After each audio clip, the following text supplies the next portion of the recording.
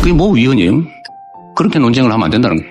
특별재판부에 대한 한 기자의 야심찬 질문에 대해 이재명 대통령이 이렇게 반응하셨네요. 어떤 내용인지 더 들어보죠. 당이 지금 추진하고 있는 내란 특별재판부 관련해서 공감하고 계시다고 이제 크게 대서특필이 됐더라고요. 그래서 이게 사실 위헌 논란도 좀 있고 해서 대통령께서 실제로 어떤 생각을 하고 계신지 좀 의견을 상권 분립의 원칙에 위배되지 않는 선을 좀 여쭤보고 싶습니다. 분립에 대해서 약간의 오해가 있는데요. 상권 분립이라는 게 지 마음대로 하자는 뜻은 아닙니다. 감시와 견제, 견제와 균형, 이게 상권 분립의 핵심 가치죠.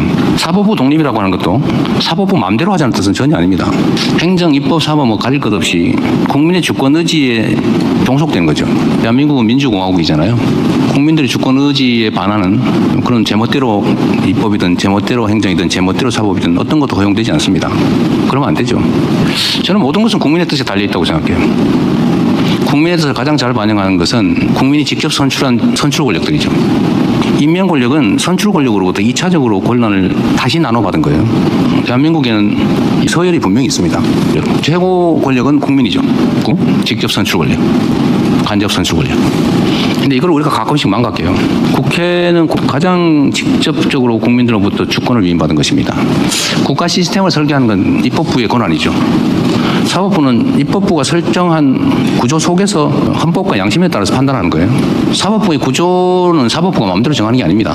그게 일반적인 원칙이잖아요. 입법하고 행정하고 사법부. 근데 이게 지금 깨지고 있어요.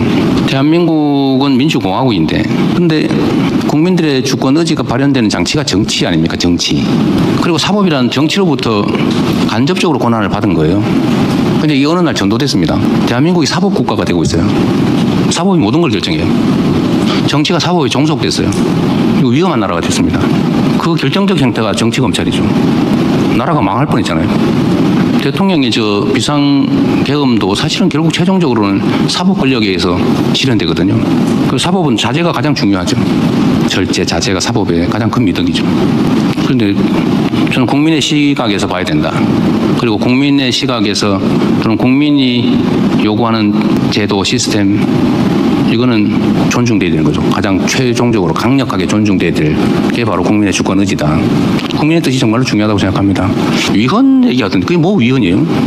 그렇게 논쟁을 하면 안 된다는 거예요. 헌법에 그래 돼 있죠. 판사는 대법관이 임명한다. 대법원을 최종심으로 한다. 그렇게 돼 있어요. 그렇게 하면 되잖아요. 거기에 어긋나면 모르겠는데 그게 아니면 입법부를 통한 국민의 주권 의지를 존중해야죠.